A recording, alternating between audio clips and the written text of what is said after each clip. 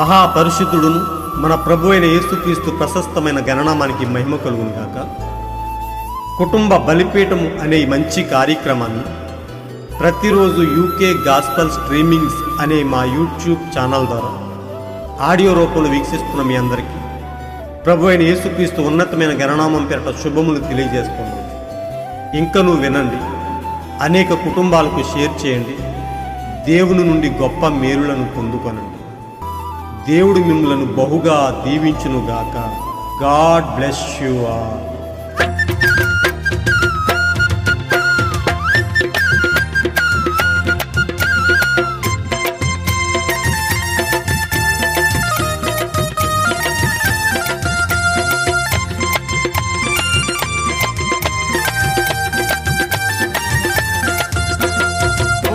ఓ నిద్రపోతా లేచిరవయ్యా, ఓ నిద్రపోతా లేచిరవయ్యా. ప్రభు వచ్చే వేలయ్యింది, వెలుగొచ్చే వేలయ్యింది. ప్రభు వచ్చే వేలయ్యింది, వెలుగొచ్చే వేలయ్యింది. బుద్ధి కలిగి సిద్ధపడవయ్యా, నీ సిద్ధను సిద్ధపరచవయ్యా, నీ ఇంటను చక్కపరచవయ్యా. ఓ నిద్రపోతా లేచిరవమ్మా, ఓ నిద్రపోతా లేచిరవమ్మా.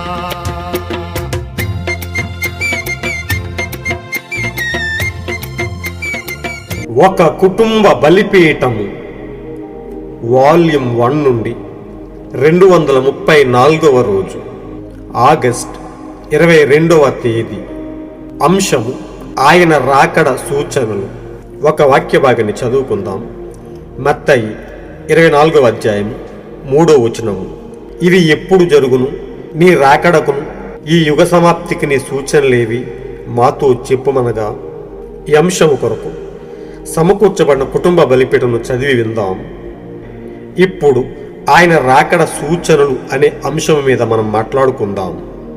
మంచిది. ఇప్పుడు కాలములన్నిటిలో దేవుడు తాను దేనిని జరిగించబోయే ముందు అయినా సరే రాబోయే దాని విషయమై ఆయన అందుకు సంబంధించిన ఒక సూచనను పంపి జనులను మొదట హెచ్చరిస్తాడు.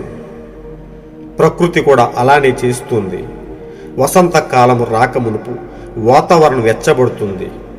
మరియు మనం అలా చెప్పుకుంటూ పోవచ్చును. ప్రకృతి అంతా. కావున ప్రకృతిని సృజించిన సృష్టికర్త కూడా జరగబోయే దాని గురించి ఒక అద్భుతమును లేక జరగబోటకు నిర్ణయించబడిన ఒక సూచనను పంపును.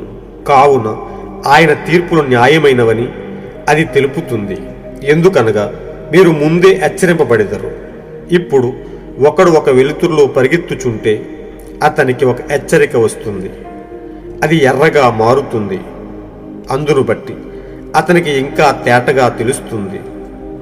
ఇప్పుడు ఒక వెలుతురు అనేది అక్కడ లేకపోతే అప్పుడు అది ఆ నగరం యొక్క లోపముగా ఉండును. లేదా ఆపుటకు ఒక హెచ్చరిక, ఎర్రటి దీపకాంతి పెట్టవలెను. వారు హెచ్చరించిన లేకపోయినా దేవుడు మాత్రం తప్పకుండా ఎల్లప్పుడూ హెచ్చరిక సూచనలు ఇస్తూనే ఉంటాడు. చూడండి, ఏది జరగడానికి ముందైనా మరియు నేను నా హృదయపూర్వకముగా నమ్ముతున్నాను, ఇంతకు ముందు కంటే ఈ సంవత్సరం ప్రభువు రాకడ క్రీస్తును చేరుకునుటలో నేను మరింత లోతుగా పరిశీలన చేస్తూ ఉన్నాను. ఇప్పుడది సరి అయినది లేక సరి అయినది కాదు, బైబిల్ సరైందో కాదు. అయితే నేను బైబిల్ని మాత్రమే నమ్ముతాను. సూచనలు మరియు మహత్కార్యముల ద్వారా దేవుడు తన ప్రజలను ఎల్లప్పుడూ సమీపిస్తూ ఉండును. ఇప్పుడు అన్యుల దారిలో నిలవవద్దు. ఇప్పుడు నిజానికి అన్యుడు అనగా ఒక అవిశ్వాసి అని అర్థం. అన్యుల విధానాన్ని నేర్చుకోవద్దు, అభ్యసించవద్దు. అవిశ్వాసికి దూరముగా ఉండుము. ఎన్నడూ సాంగత్యము చేయవద్దు, ఎందుకంటే అతడు అవిశ్వాసి. వెలుగు చీకటి ఒకేసారి ఉంటుందా?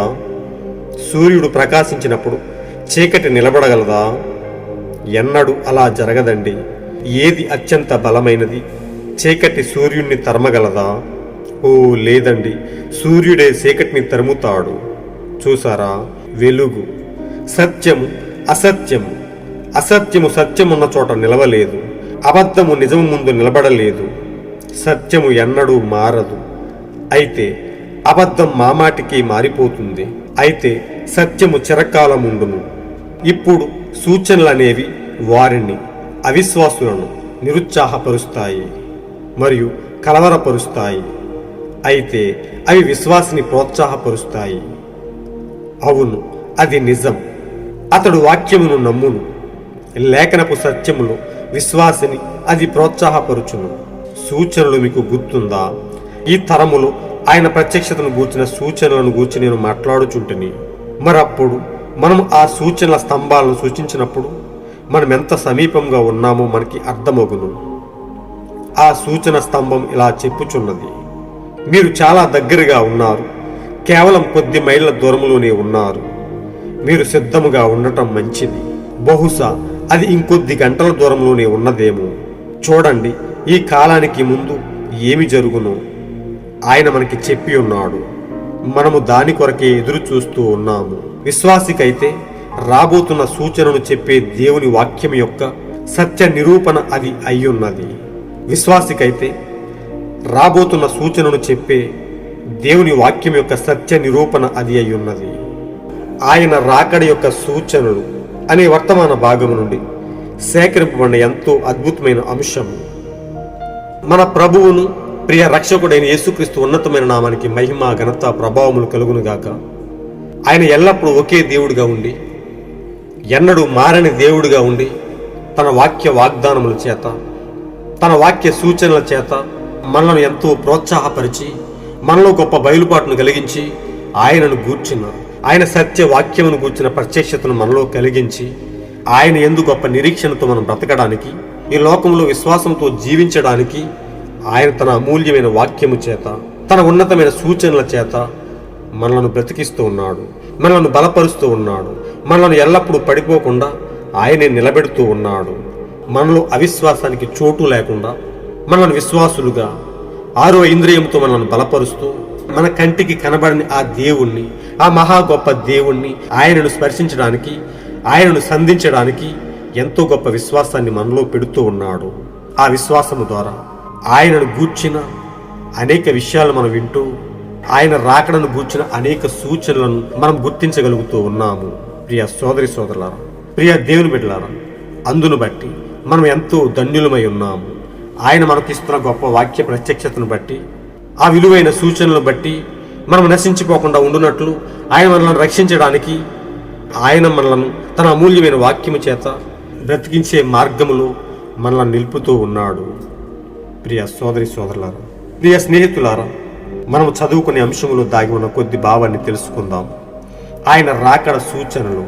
ఇక్కడ మనం చదువుకునే వాక్య భాగంలో, వారు ఆయన యొద్దకు వచ్చి, ఇవి ఎప్పుడు జరుగును, నీ రాకడకును ఈ యుగ సమాప్తికిని సూచనలు ఏవి మాతో చెప్పమనగా. ప్రియ సోదరులారా, దేవుడు ఎల్లప్పుడూ వారిని గద్దిస్తూ వచ్చాడు.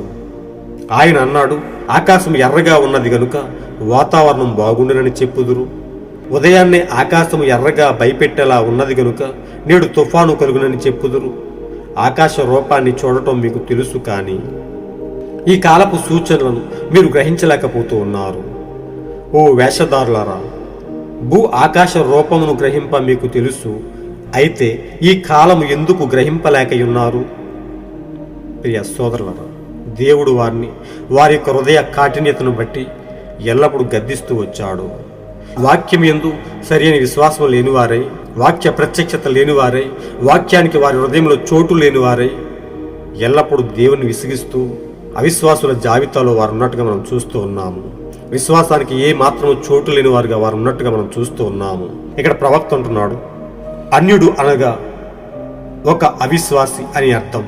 అన్యుల విధానాన్ని నేర్చుకోవద్దు, అభ్యసించవద్దు, అవిశ్వాసికి దూరముగా ఉండము, ఎన్నడూ సాంగత్యము చేయవద్దు, ఎందుకంటే అతడు అవిశ్వాసి.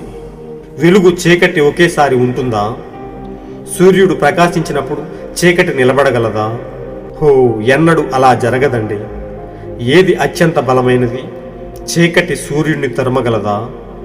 లేదండి, సూర్యుడే చీకటిని తరుముతాడు. అసత్యము సత్యమున్న చోట నిలవలేదు, అబద్ధము నిజము ముందు నిలబడలేదు. సత్యము ఎన్నడూ మారదు, అయితే అబద్ధం మామాటికి మారిపోతూ ఉంటుందని, సత్యము చిరకాలం ఉంటుందని, ఆ సత్యాన్ని మనం కలిగి ఉండాలని, అవిశ్వాసంతో మనం పొత్తు కలిగి ఉండకూడదని ప్రవక్త మనకు చెప్తూ ఉన్నాడు. వారు ఆయనను సూచనలు అడిగినప్పుడు దేవుడు వారిని గద్దిస్తూ ఉన్నాడు.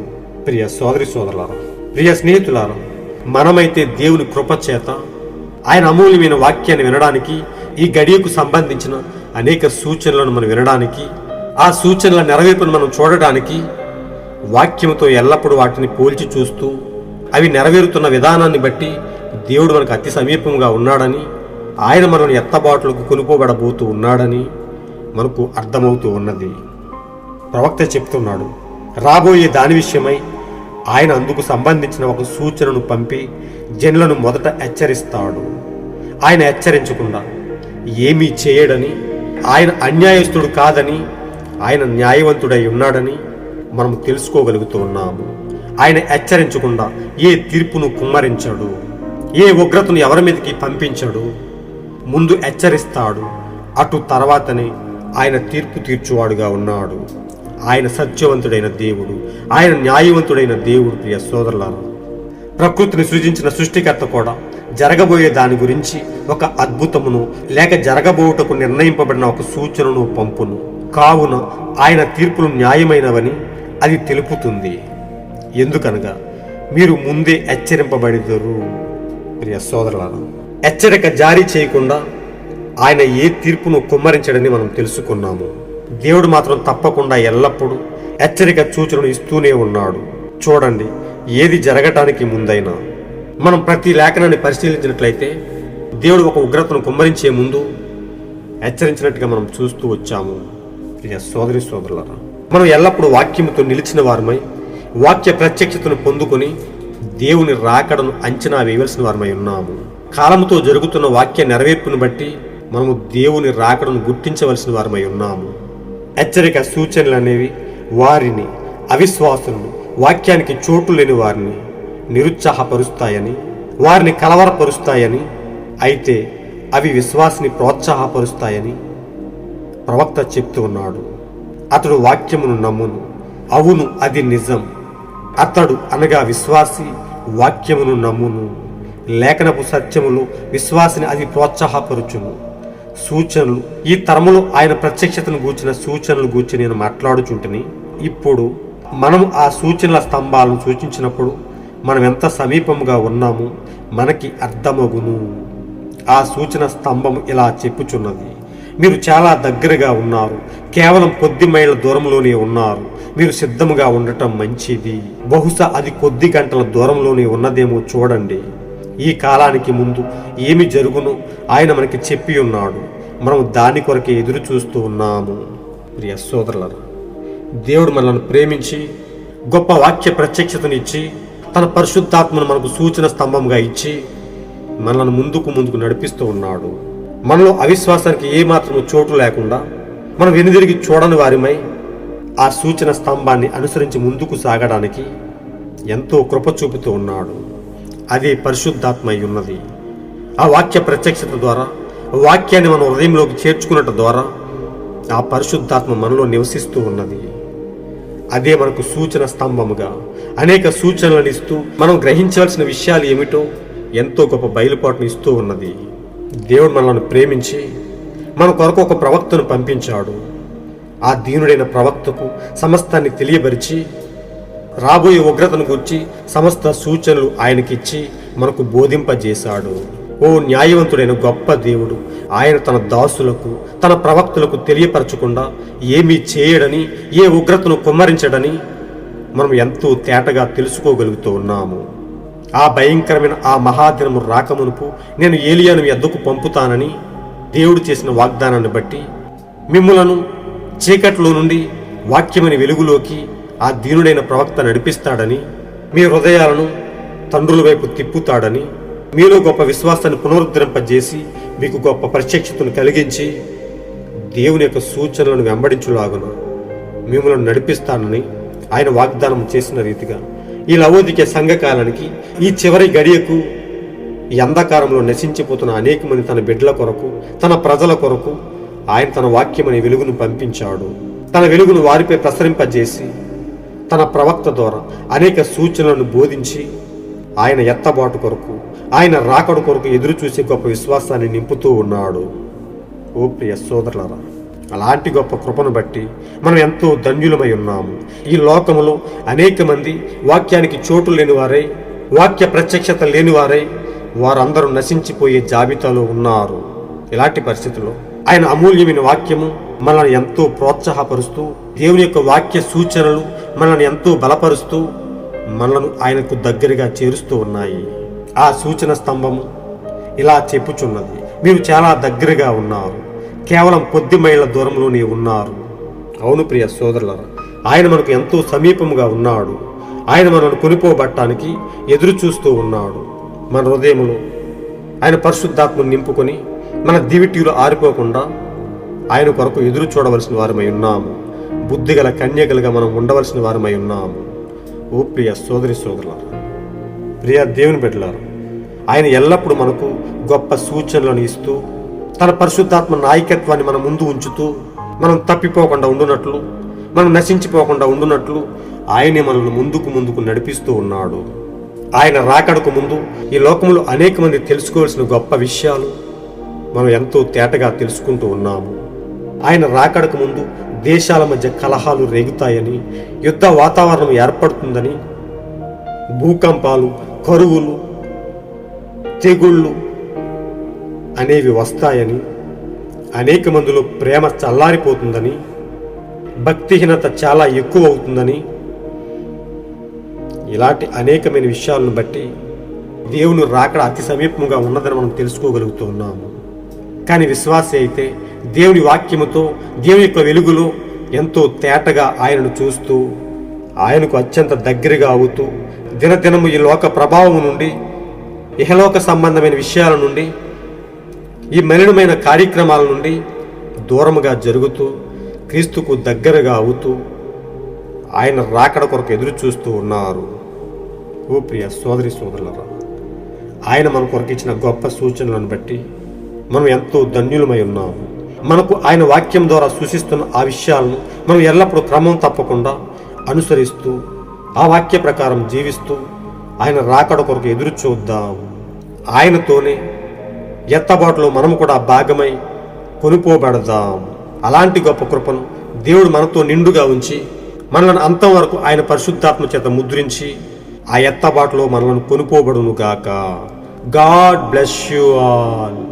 ఈరోజు మీరు చదవాల్సిన అనుదిన వాక్యపఠనము కీర్తనలు 110, 111, 112 అధ్యాయములు మరియు 1 కొరింథీయులు 5వ అధ్యాయము. మీరు విన్న ఈ అంశాన్ని అనేక మందికి షేర్ చేయండి.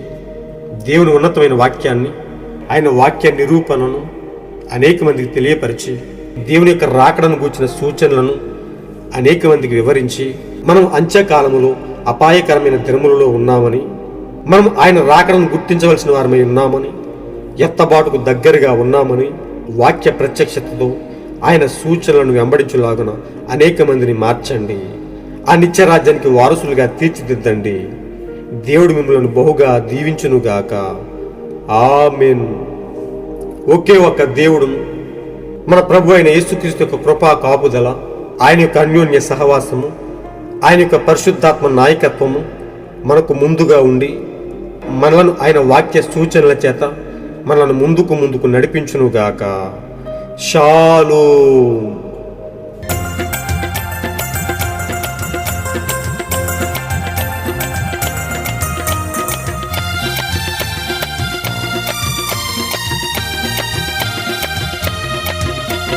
మొదటి జాము గడిచింది, ప్రభురాకడ నిలిచింది. రెండవ జాము గడిచింది, ప్రభురాకడ నిలిచింది. మూడవ జాము గడిచింది, ప్రభురాకడ నిలిచింది. మూడవ జాము గడిచింది, ప్రభురాకడ నిలిచింది. నగవ జాము వచ్చింది, ప్రభురాకడ రానుంది, ప్రభురాకడ రానుంది. నిద్రపోతా లేలే లేచిరవయ్యా ఓయి ఓ నిద్రపోతా లేలే లేచిరవయ్యా